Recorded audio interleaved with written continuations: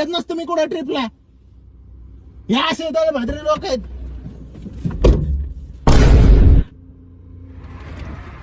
अरे तू काय जरा येणार का काय? अरे लावला ना आता हळू. असं पण हळू असतं का? अरे मग आता नाही का लावलं पहिल्यापेक्षा हळू. आता घरचा दरवाजा निघल जाऊ दे. हळू आपडणार आहोत तू. अरे आल्यापासून का ओरडून राहिला दिसता. गाडी घ्यायची आहे का तुझ्या? तो थोबड फोडी मार का मी.